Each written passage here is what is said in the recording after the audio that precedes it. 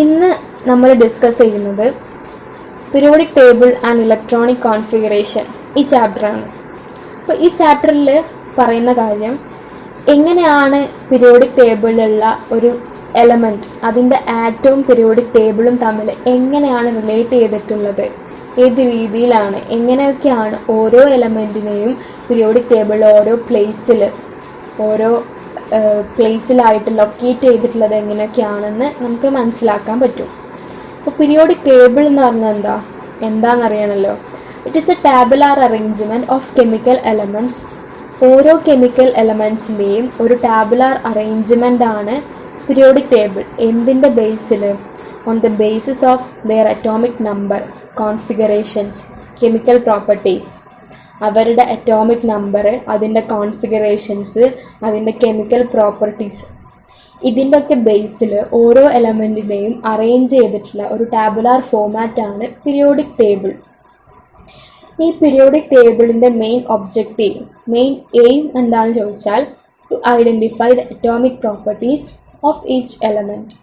ഓരോ എലമെൻറ്റിൻ്റെയും atomic properties എന്ന് പറഞ്ഞാൽ അവരുടെ ഗ്രൂപ്പ്, ഏത് ഗ്രൂപ്പിലാണ്, ഏത് പീരിയഡിലാണ്, എന്താണ് അതിൻ്റെ കോൺഫിഗറേഷൻ, എന്തൊക്കെ കെമിക്കൽ പ്രോപ്പർട്ടീസ് ഉണ്ട്, ഏതൊക്കെ ഫിസിക്കൽ പ്രോപ്പർട്ടീസ് ഉണ്ട്, ഇതാണ് അറ്റോമിക് പ്രോപ്പർട്ടീസ് എന്ന് പറയുന്നത്. ഇതൊക്കെ ഐഡൻറ്റിഫൈ ചെയ്യുക, ഇതൊക്കെ നമുക്ക് മനസ്സിലാക്കി തരിക എന്നതാണ് പീരിയോഡിക് ടേബിളിൻ്റെ ഒബ്ജക്റ്റീവ് എന്ന് പറഞ്ഞാൽ. ഈ പീരിയോഡിക് ടേബിളിൽ ഓരോ എലമെൻറ്റ്സും ഓർഗനൈസ് ചെയ്തിട്ടുള്ളത് ബൈ പീരിയഡ് ആൻഡ് ഗ്രൂപ്പ്, ഓരോ ഗ്രൂപ്പുകളായിട്ടും പീരിയഡുകളായിട്ടൊക്കെയാണ്. അപ്പോൾ നമ്മൾ പീരിയോഡിക് ടേബിളിൻ്റെ ഒരു ഫിഗർ എടുത്ത് നോക്കിയാൽ അതിൽ ഒരുപാട് കോളംസ് കാണാൻ പറ്റും, ചെറിയ ചെറിയ കോളംസ് ഒക്കെ കാണാൻ പറ്റും. അപ്പോൾ ശരിക്കും നോക്കുമ്പോൾ അതിൽ കുറേ കോളംസ് ഉണ്ട്, കുറേ റോകളുണ്ട്. അപ്പം അതിൽ ഹൊറിസോണ്ടൽ റോസും വെർട്ടിക്കൽ കോളംസും കാണാം. ഇങ്ങനെ വെർട്ടിക്കൽ കോളംസ് എടുക്കുമ്പോൾ 18 വെർട്ടിക്കൽ കോളംസ് ഉണ്ടാകും, 7 ഹൊറിസോണ്ടൽ റോസ് ഉണ്ടാകും. ഈ 18 വെർട്ടിക്കൽ കോളംസിനെ 18 ഗ്രൂപ്പ് എന്ന് പറയും, 7 ഹൊറിസോണ്ടൽ റോസിനെ 7 പീരിയഡുകൾ എന്ന് പറയും. ഇനി പീരിയോഡിക് ടേബിളിനെ 4 ബ്ലോക്കുകളാക്കി തിരിച്ചിട്ടുണ്ട്. S block, P block, D block, F block. ഈ ഓരോ ബ്ലോക്കിൻ്റെയും പ്രോപ്പർട്ടീസ് ഇതൊക്കെ നമ്മൾ ചാപ്റ്റർ കണ്ടിന്യൂ ചെയ്യുമ്പോൾ പറയും. അതിപ്പോൾ ഇവിടെ ഞാൻ വിശദീകരിക്കുന്നില്ല. ഇനി ഈ ചാപ്റ്ററിൽ ഉള്ള topics to cover: subshell electronic configurations, blocks and periods, S block elements, P block elements, D block elements, F block elements. ഇത്രയും ടോപ്പിക്കാണ് ഈ ചാപ്റ്ററിൽ കവർ ചെയ്യാനുള്ളത്. സബ്ഷെൽസ്. എന്താണ് subshell? What is A subshell? Each sub energy level in a shell is A subshell. ഓരോ ഷെല്ലിലുമുള്ള ഓരോ sub energy ലെവലാണ് subshell. അപ്പോൾ ഷെല്ല് എന്താണെന്ന് അറിയണം. അപ്പോൾ നമുക്കറിയാം, ഒരു ആറ്റത്തിൻ്റെ സ്ട്രക്ചർ എടുക്കുമ്പോൾ നടുവിലൊരു പോസിറ്റീവ് സെൻറ്റേർഡ് ന്യൂക്ലിയസ് ഉണ്ട്.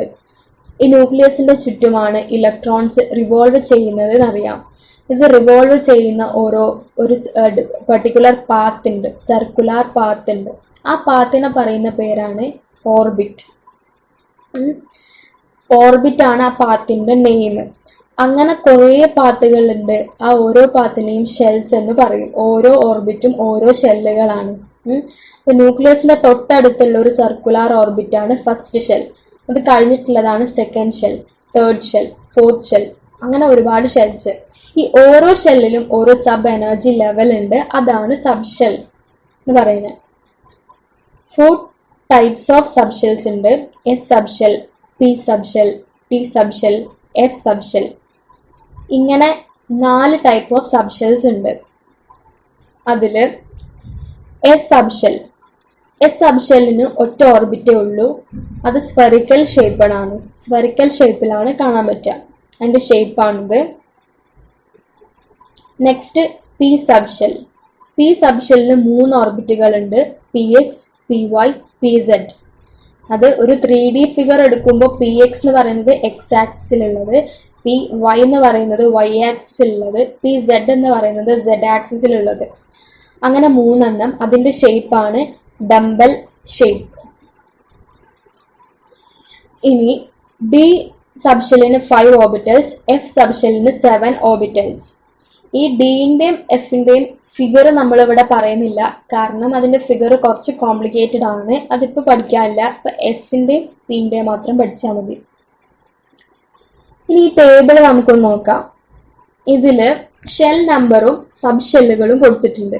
അതായത് നമ്മൾ നേരത്തെ പറഞ്ഞു എന്താ സബ് ഷെല്ലെന്ന് ചോദിച്ചപ്പോൾ ഓരോ ഷെല്ലിലുള്ള ഓരോ സബ് എനർജി ലെവലാണ് സബ് ഷെൽ എന്ന് പറഞ്ഞു. അപ്പോൾ ഓരോ ഷെല്ലിലും ഓരോ സബ് ഷെൽസ് ഉണ്ടാവും. അപ്പോൾ ഫസ്റ്റ് ഷെല്ലിലുള്ളത് ഒരു സബ് ഷെല്ലാണ്, അത് എസ് സബ് ഷെൽ. സെക്കൻഡ് ഷെല്ലില് 2 എണ്ണം ഉണ്ട്, എസ് ആൻഡ് പി. തേർഡ് ഷെല്ലില് 3 എണ്ണം ഉണ്ട്, എസ് പി ഡി.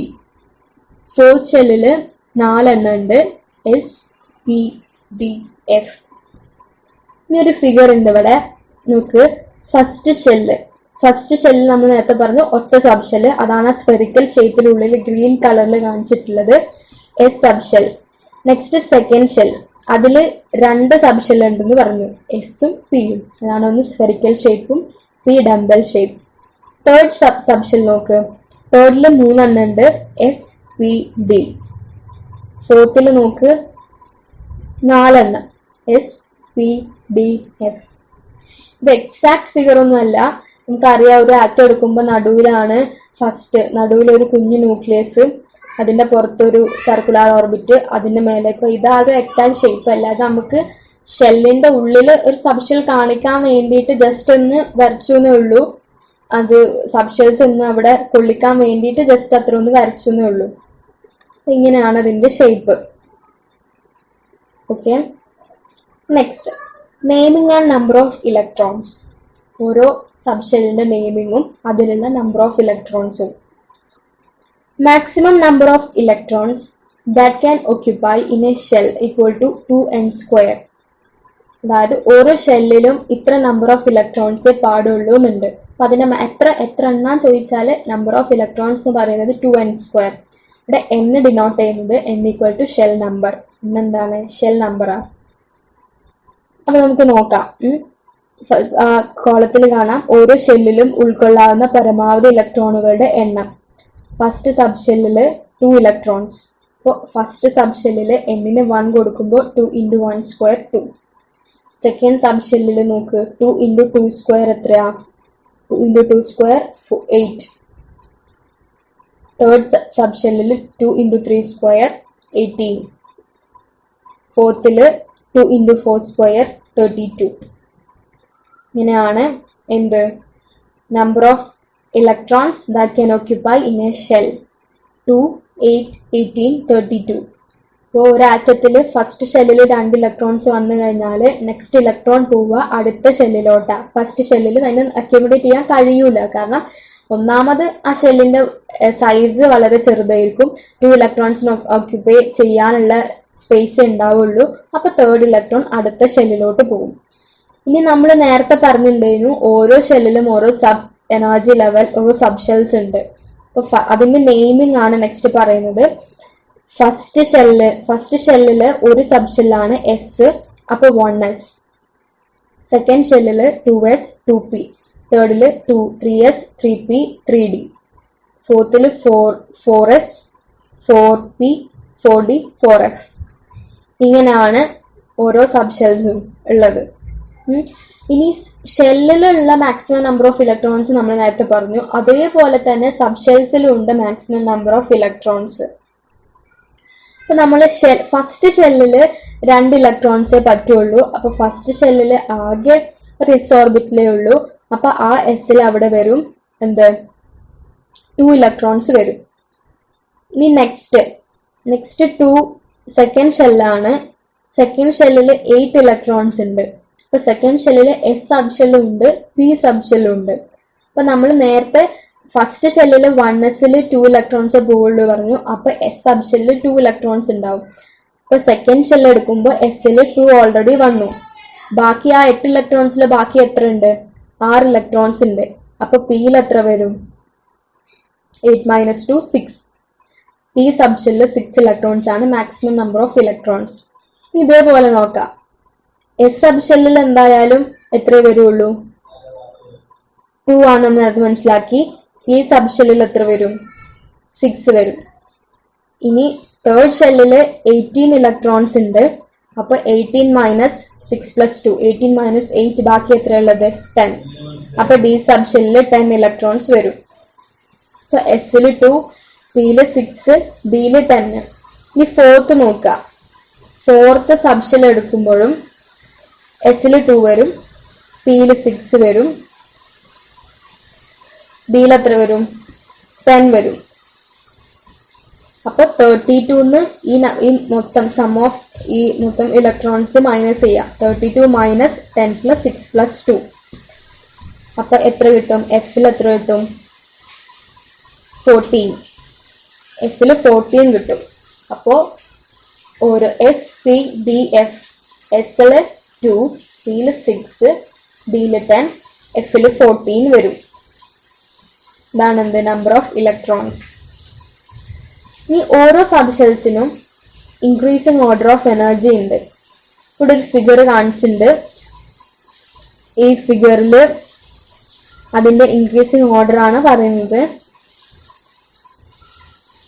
ഇത് 1s less than, 2s less than, 2p less than, 3s less than, 3p less than, 4s less than, 3d less than, 4p less than, etc. അങ്ങനെ പോകും. ഇതാണ് എന്ത്? സബ്ഷെല്ലിന്റെ increasing order of energy. ഈ energy ഓർഡറിലാണ് electrons fill ചെയ്ത് പോവുക. 1s S സബ്ഷെല്ലിൽ 2 ഇലക്ട്രോൺസേ പറ്റുള്ളൂ എന്ന് പറഞ്ഞു. അപ്പോൾ 1s 2 കഴിഞ്ഞാൽ അടുത്ത ഇലക്ട്രോൺ പോവുക 2s. അതിൽ 2 കഴിഞ്ഞാൽ അടുത്ത ഇലക്ട്രോൺ പോവുക 2p. 2pയിൽ 6 ഇലക്ട്രോൺ പറ്റുള്ളൂ, പിയിൽ 6 പറ്റുള്ളൂ എന്ന് പറഞ്ഞു. അപ്പോൾ 2pയിൽ 6 ഫില്ലായാൽ അടുത്തത് 3sലോട്ട് പോകും. അങ്ങനെ ഈ ഇൻക്രീസിങ് ഓർഡർ ഓഫ് എനർജി പഠിച്ചു വെക്കാം. ഈ സബ്ഷെൽ ആൻഡ് എനർജി, സബ്ഷെല്ലും എനർജിയും. ഇതില് ഫസ്റ്റ് സബ്ഷെല്ലാണ് എന്ത്? 1s subshell. എനർജി കൂടി 2s വന്നു, എനർജി കൂടി 2p, then 3s, എനർജി കൂടി 3p, then 4s, 3d, 4p. ഇങ്ങനെയാണ് എനർജി ഇൻക്രീസ് ചെയ്ത് പോവുക. അപ്പോൾ ഇതൊന്ന് മനസ്സിലാക്കാം. എസിന് low energy, then P, D, F, അങ്ങനെയാണ് പോകുന്നത്. അപ്പൊ ആദ്യം 1s പിന്നെ 2s, പിന്നെ 2p. അപ്പൊ ആ ഓർഡറിലാണ്, ഇൻക്രീസിങ് ഓർഡറിലാണ് ഇലക്ട്രോൺസ് ഫില്ല് ചെയ്ത് പോവുക. ഓക്കെ, നെക്സ്റ്റ് നമുക്ക് കുറച്ച് എക്സാമ്പിൾസ് നോക്കാം. ഇപ്പോൾ ലിഥിയത്തിന്റെ അറ്റോമിക് നമ്പർ ആണ് എന്ത്? 3. സബ്ഷെൽ ഇലക്ട്രോണിക് കോൺഫിഗറേഷൻ ഫില്ല് ചെയ്യാണ്. ഇപ്പോൾ 3 ആകുമ്പോൾ 3 ഇലക്ട്രോൺസ് ഉണ്ട്. ആദ്യം എടുക്കേണ്ട 1s, 2s, 2p. ഇപ്പൊ നമ്മൾ നേരത്തെ പറഞ്ഞു. ആദ്യം 1s, എസിൽ 2 ഇലക്ട്രോൺസേ പോവുള്ളൂ. 1s2. പിന്നെ ലിഥിയത്തിന് 3 ഇലക്ട്രോൺസ് ഉണ്ട്, ബാക്കി 1 ഇലക്ട്രോൺ ഉണ്ട്, അത് പോവുക 2sലേക്ക്. അപ്പോൾ 1s2, 2s1. Next sodium 11. സോഡിയത്തിൽ 11 electrons ഉണ്ട്. അപ്പോൾ 1s 2 ഇലക്ട്രോൺ പോവും, ബാക്കി 2s 2 ഇലക്ട്രോണേ നിൽക്കുള്ളൂ. അപ്പോൾ അവിടെ 2 എണ്ണം. പിയിൽ 6 ഇലക്ട്രോൺ നിൽക്കും, മാക്സിമം 6 ഇലക്ട്രോൺസ് പോവും. അപ്പോൾ 1s2, 2s2, 2p, 6. ഇപ്പൊ ടോട്ടൽ എത്ര ഇലക്ട്രോൺസ് ആയി? 6 + 2 + 2. ആ മേലെ പവറിൽ കാണിച്ചിട്ടുള്ളത് നമ്പർ ഓഫ് ഇലക്ട്രോൺസ് ആണ്. അപ്പൊ 6 + 2 + 2 ഇപ്പൊ 10 ആയി. ബാക്കി 1 ഇലക്ട്രോണും കൂടെ ഉണ്ട്, അത് 3s1. Next one beryllium 4. ബെറീലിയത്തിന്റെ അറ്റോമിക് നമ്പർ ആണ് 4. അപ്പോൾ 1s2, 2s2. 1s 2 ഇലക്ട്രോൺ പോയി, ബാക്കി മൂന്നാമത്തെ ഇലക്ട്രോൺ നെക്സ്റ്റ് സബ്ഷെല്ലിലോട്ട് പോകും. ഇപ്പൊ നെക്സ്റ്റ് സബ്ഷെൽ എന്ന് പറയുന്നത് 2s2. Next one nitrogen. നൈട്രജന്റെ അറ്റോമിക് നമ്പർ ആണ് 7. 1s2 2s2. അപ്പോൾ ടോട്ടൽ നമ്പർ 2 + 2 4 ആയി. 7ൽ ബാക്കി എത്ര ഇലക്ട്രോൺസ് ഉണ്ട്? 3 ഇലക്ട്രോൺ ഉണ്ട്. അത് അടുത്തയിലേക്ക് പോകും. അടുത്തത് 2p ആണ്. 2pയിൽ 6 ഇലക്ട്രോൺസ് അക്യുമുലേറ്റ് ആക്കാൻ പറ്റും. പക്ഷെ നമുക്ക് ഇവിടെ ബാലൻസ് 3 ഉള്ളൂ. അപ്പൊ 2p3. 1s2 2s2 2p3. Next one fluorine. ഫ്ലൂറിന്റെ അറ്റോമിക് നമ്പർ ആണ് 9. അപ്പോൾ 1s2 2s2 4 ആയി. 2p ആ 9ൽ 4 ഇവിടെ പോയി, എസ് സബ്ഷനിലോട്ട് പോയി. ബാക്കി എത്ര ഉണ്ട്? 5 ഉണ്ട്. അത് അടുത്തയിലോട്ട് പോകും. ഇപ്പൊ 2p5. 1s2 2s2 2p5. ഇത്രയൊക്കെയാണ് എക്സാമ്പിൾസ് ആയിട്ടുള്ളത്. ഇനി ഒരു എക്സെപ്ഷണൽ കേസ് ഉണ്ട്. അതായത് സ്കാൻഡിയത്തിന്റെ അറ്റോമിക് നമ്പർ ആണ് 12. അപ്പൊ അതിന്റെ ഒരു കോൺഫിഗറേഷൻ നമുക്ക് എഴുതി നോക്കാം. 1s2 എസിൽ 2 ഇലക്ട്രോൺസ് ആണ്. അപ്പൊ 1s2 2s2 2p6. 6 അവിടെ തീർന്നു. ഇനി ഇലക്ട്രോൺസ് പിയിൽ പോസിബിൾ അല്ല, പി സബ്ഷെല്ലിൽ പോസിബിൾ അല്ല. അപ്പൊ ബാക്കി ഇലക്ട്രോൺ അടുത്തയിലോട്ട് പോകും. അപ്പൊ ആ എനർജി ഓർഡർ വെച്ച് നോക്കുമ്പോൾ അടുത്തത് വരെ 3s ആണ്. അപ്പൊ 2p6 3s2. അടുത്തത് 3p ആണ്. 3p6 4s2 3d1. ഇപ്പൊ ടോട്ടൽ എത്ര ഇലക്ട്രോൺസ് ആയി നോക്ക്? 2 + 2 + 6 + 2 + 6 + 2 + 1. എത്ര ഉണ്ട്? 21 ആയി. ഇതാണ് ഇതിന്റെ ഇലക്ട്രോണിക് കോൺഫിഗറേഷൻ. പക്ഷെ നമ്മൾ എഴുതുമ്പോൾ കോൺഫിഗറേഷൻ എഴുതുക ഇങ്ങനെയാണ്: 1s2 2s2 2p6 3s2 3p6 3d1 4s2. അപ്പോൾ ഇവിടെ എന്താ മാറ്റമുള്ളത്? 4s2 3d1 തിരിച്ചെഴുതി, 3d1 4s2 എന്ന് എഴുതി. ശരിക്കും നമ്മൾ ആലോചിക്കും ഇത് തെറ്റാണ്. കാരണം ഇൻക്രീസിങ് ഓർഡർ ഓഫ് എനർജിയിൽ 4s കഴിഞ്ഞിട്ടാണ് 3d. 4sന് ലോവർ എനർജി ദാൻ 3d. പക്ഷെ ഇങ്ങനെ 3s 3p 3d ഇങ്ങനെ എഴുതുമ്പോൾ ഇങ്ങനെ വരുന്ന കേസിൽ ഇപ്പൊ 1s അവിടെ കഴിഞ്ഞു. ഈ സെക്കൻഡ് ഷെല്ലിൽ 2s 2p ഉണ്ട്. പിന്നെ അവിടെ സെക്കൻഡ് ഷെല്ലിൽ വേറെ സബ്ഷെൽസ് ഇല്ല. തേർഡ് ഷെല്ലിൽ spd 3 സബ്ഷെൽസ് ഉണ്ട്. അപ്പൊ അതിനെ നമ്മൾ ഒരുമിച്ച് എഴുതിയതാണ്. 3s2 3p6 3d1. 4s1നെ 4s2നെ അങ്ങോട്ട് കൊണ്ടുപോയി. ഇങ്ങനെ എഴുതി. ഇങ്ങനത്തെ കേസ് വരുമ്പോൾ ആ ഒരു ഓർഡറിൽ എഴുതാം. 3s 3p 3d അങ്ങനെ എഴുതാം. അപ്പോൾ ഇതിന് സ്റ്റെബിലിറ്റി കിട്ടാൻ വേണ്ടിയിട്ടാണ് അങ്ങനെ എഴുതിയത്. അല്ലാണ്ട് അതിന്റെ പ്രോപ്പർട്ടീസിലൊന്നും മാറ്റമൊന്നും ഉണ്ടാവില്ല. പ്രോപ്പർട്ടീസ് ഒക്കെ സെയിം പ്രോപ്പർട്ടീസ് തന്നെ ആയിരിക്കും. Then subshell electronic configuration of higher atomic number. ഇപ്പൊ നമ്മൾ സബ്ഷെൽ ഇലക്ട്രോണിക് കോൺഫിഗറേഷൻ എഴുതാൻ പഠിച്ചു. ഈ ഹയർ അറ്റോമിക് നമ്പർ ഇപ്പോൾ ഒരു 35 38 ഇങ്ങനത്തെ അറ്റോമിക് നമ്പറുള്ള എലമെന്റ്സിന്റെ ഒക്കെ എഴുതുമ്പോൾ ഒരുപാട് എഴുതേണ്ടി വരും. അപ്പൊ ഒന്ന് ഷോർട്ട് ആക്കാനുള്ള ഒന്ന് ഫോർ എക്സാമ്പിൾ വെച്ച് പറയാം. ഇപ്പൊ സ്കാൻഡിയം തന്നെ, സ്കാൻഡിയത്തിന്റെ അറ്റോമിക് നമ്പർ 21. ഇത്രയും നമ്മൾ എഴുതി. അപ്പൊ അതിന്റെ തൊട്ടടുത്തുള്ള നമുക്ക് അറിയുന്ന ഒരു കോൺഫിഗറേഷൻ ആണ് ആർഗൺ. ആർഗൺ 18. ആർഗണിന്റെ അറ്റോമിക് നമ്പർ 18 ആണ്. അപ്പൊ ആർഗൺ 18 ആകുമ്പോൾ 19 20 21 ഒരു 2 കഴിഞ്ഞിട്ടാണ് അടുത്തത് സ്കാൻഡിയം വരിക. അപ്പൊ ആർഗണിന് ഒരു സ്ക്വയർ ബ്രാക്കറ്റിൽ മേലെ 18 എഴുതി. അപ്പൊ 18 ഇലക്ട്രോൺസ് അവിടെ കഴിഞ്ഞു. ബാക്കി വരുന്നത് 3 ഇലക്ട്രോൺസ് ആണ്. അപ്പൊ അത് 3d1 4s2 ഇങ്ങനെ എഴുതി. ഇനി നെക്സ്റ്റ് ഒന്നുണ്ട് കാൽസ്യം 20. കാൽസ്യം 20 ആകുമ്പോൾ അപ്പൊ നമ്മൾ എന്ത് എഴുതും? ആർഗൺ 18 4s2 20 ഉള്ളൂ. അവിടെ 4s2. അപ്പൊ ഹയർ അറ്റോമിക് നമ്പേഴ്സ് വരുമ്പോൾ ഈ ആർഗൺ 18 അവിടെ ആർഗൺ 18 എന്ന് പറയുമ്പോൾ നമുക്ക് 18 ഇലക്ട്രോൺസ് അങ്ങനെ പോയി. അതിന്റെ ആ 18ന്റെ കോൺഫിഗറേഷൻ എഴുതണ്ട. 18 കഴിഞ്ഞിട്ട് ബാക്കിയുള്ളത് എഴുതിയാൽ മതി. അപ്പൊ ആർഗണിന്റെ കേസ് വരുമ്പോൾ 3p ആണ് ലാസ്റ്റ്. 3p6 ആയിരിക്കും ലാസ്റ്റ് വരിക.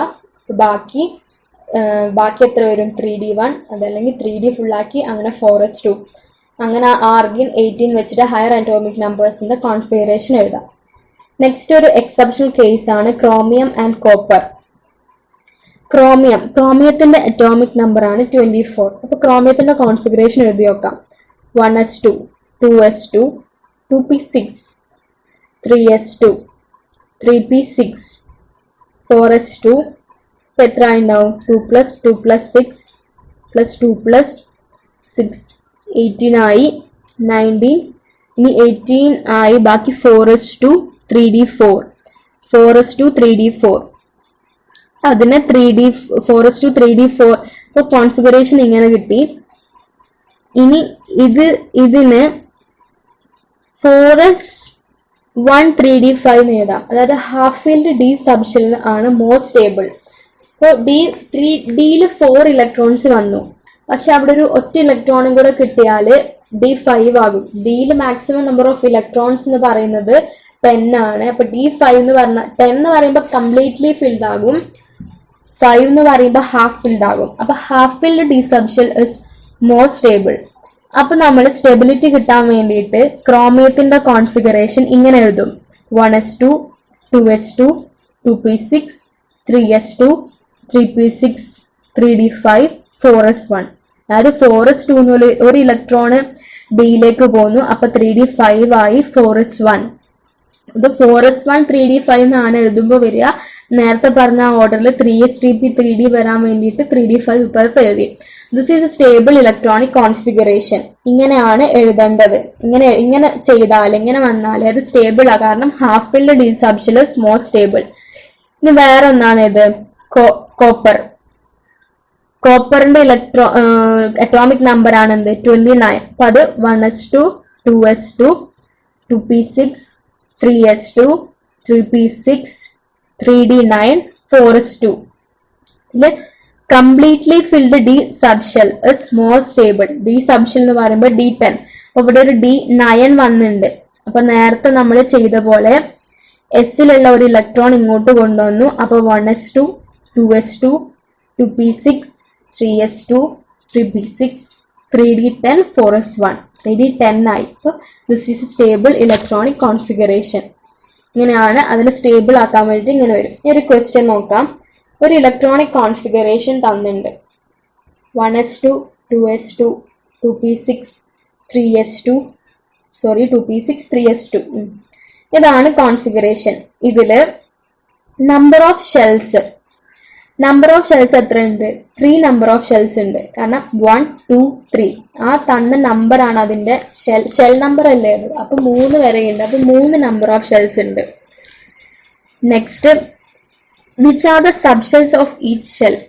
ഓരോ ഷെല്ലിന്റെയും സബ്ഷെൽസ് ഏതൊക്കെയാ നോക്കാം. ഫസ്റ്റ് ഷെല്ലില് 1 സബ്ഷെൽ, സെക്കൻഡ് ഷെല്ലില് 2 സബ്ഷെൽസ് ഉണ്ട്, തേർഡ് ഷെല്ലില് ഒറ്റ സബ്ഷെല്ലേ ഉള്ളൂ. അപ്പോൾ ഫസ്റ്റ് ഷെല്ലിൽ ഒരു സബ്ഷെല്ല് എസ്, സെക്കൻഡ് ഷെല്ലിൽ 2 സബ്ഷെൽസ് ഉണ്ട്, 2s 2p ഉണ്ട്, തേർഡ് ഷെല്ലിൽ ഒറ്റ ഒന്നേ ഇതിലുള്ളൂ, 3s. Subshell to which last electron was added. ഏത് സബ്ഷെല്ലിലോട്ടാണ് ലാസ്റ്റ് ഇലക്ട്രോൺ ആഡ് ചെയ്തത്? അവിടെ ലാസ്റ്റ് 2 ഇലക്ട്രോൺസ് ഉണ്ട്. ആ 2 ഇലക്ട്രോൺസും ആഡ് ചെയ്തത് തേർഡ് ഷെല്ലിലെ എസ് സബ്ഷെല്ലിലോട്ടാണ്. S subshell. Total number of electrons എണ്ണി നോക്കാം. 2 + 6 + 2 12. ടോട്ടൽ നമ്പർ ഓഫ് ഇലക്ട്രോൺസ് ആണ് അറ്റോമിക് നമ്പർ എന്താ? 12.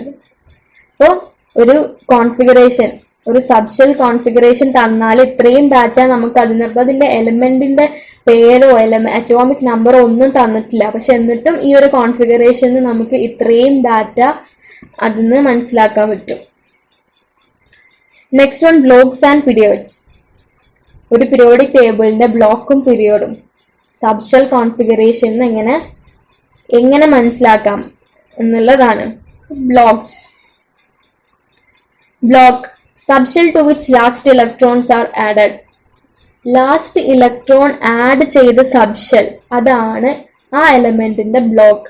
Element belongs to that block.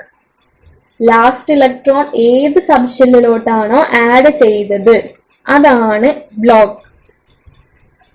ഇപ്പോ ഒരു എക്സാമ്പിൾ പറയുമ്പോൾ ബെറീലിയം 4 ഇതിന്റെ കോൺഫിഗറേഷൻ എഴുതാം. 1s2 2s2. അപ്പൊ ലാസ്റ്റ് ഇലക്ട്രോൺ അവിടെ പോയത് എസ് സബ്ഷെല്ലിലോട്ടാണ്. അപ്പോൾ ആ എലമെന്റിന്റെ ബ്ലോക്ക് ആണ് ഏത്? S block. Last electron was added to S subshell. Therefore, the element beryllium belongs to S block. Okay. Next, periods. Shell number of the outermost shell in the subshell configuration. ഒരു subshell configuration എടുക്കുമ്പോൾ outermost ഷെല്ലിന്റെ shell number, ഏറ്റവും last electrons പോയ sub shell നമ്മൾ പറഞ്ഞു. ആ sub shell ഏത് ഷെല്ലിലാണോ നോക്കുക, ആ ഷെൽ നമ്പർ ആണ് എന്ത്, ആ ഇലക്ട്രോണിന്റെ പീരിയഡ്, ആ ഇലക്ട്രോൺ ഏത് പീരിയഡിലാണുള്ളത് എന്ന് മനസ്സിലാക്കാൻ പറ്റുന്നത്. എക്സാമ്പിൾ എടുത്ത് നോക്കുമ്പോൾ ഈ സെയിം എക്സാമ്പിൾ തന്നെ എടുത്ത് നോക്കാം. ബെറീലിയം ലാസ്റ്റ് ഇലക്ട്രോൺ പോയത് എസ് സബ് ഷെല്ലിലോട്ടാണ്, ബ്ലോക്ക് എസ് ബ്ലോക്ക്. ആ എസ് സബ് ഷെല്ലുള്ളത് ഏത് ഷെല്ലിൻ്റെതാണ്, സെക്കൻഡ് ഷെല്ലാണ്. Then the element belongs to second period. Second പീരിയഡിലാണ് എലമെന്റ് ഉള്ളത്. ഇനി കുറച്ച് കോൺഫിഗറേഷൻസ് ഇവിടെ, ഈ കോൺഫിഗറേഷൻസ് ഒക്കെ തെറ്റാണോ ശരിയാണോ നോക്കാം. First one 1s2 2s2 2p7. ഇത് തെറ്റാണ്. ഒബ്വിയസ്ലി ഇത് തെറ്റാണ്. കാരണം എന്താ, പിയില് 6 ഇലക്ട്രോൺസ് മാക്സിമം അക്യുമുലേറ്റ് ചെയ്യാൻ പറ്റുള്ളൂ, പക്ഷെ ഇവിടെ 7 വന്നു. therefore it is wrong. Next one 1s2 2s2 2p2. Correct അല്ലേ? എല്ലാത്തിലും മാക്സിമം നമ്പർ ഓഫ് മാക്സിമം അല്ല, എസ്സിൽ മാക്സിമം 2 വന്നു, 2s-ലും 2 വന്നു, ബാക്കിയുള്ളത് പിയിൽ 2. Correct. Third one 1s2 2s2 2p5 3s1. ഇത് തെറ്റാ. കാരണം എന്താ, this is wrong. P sub ഷെല്ലിൽ 6 ഇലക്ട്രോൺസ് മാക്സിമം പറ്റും, പക്ഷെ അവിടെ 5 വന്നിട്ട് ബാക്കി ഇലക്ട്രോൺ പോയത് 3sലോട്ടാ. ആ 1 ഇലക്ട്രോൺ ഇവിടെ അക്യുമുലേറ്റ് ചെയ്യാം. ഇപ്പൊ 2p കംപ്ലീറ്റ്ലി ഫിൽഡ് ആക്കി, ഒരു എനർജി ലെവൽ കംപ്ലീറ്റ്ലി ഫിൽഡ് ആക്കിയിട്ട് അടുത്ത എനർജി ലെവലിലേക്ക് പോവാൻ പറ്റുള്ളൂ. This is wrong.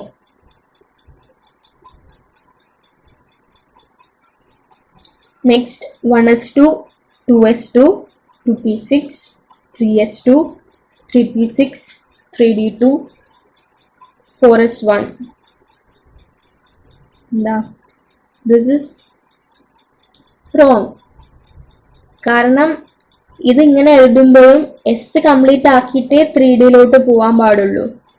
എസ്സിൽ 2 ഇലക്ട്രോൺസ് വരണം, മാക്സിമം കംപ്ലീറ്റ്ലി ഫിൽഡ് ആവണം, എന്നിട്ട് വേണം 3Dയിലോട്ട് പോവാൻ. therefore this is wrong. next one 1s2 2s2 2p6 3s2 3p6 3d2 4s2.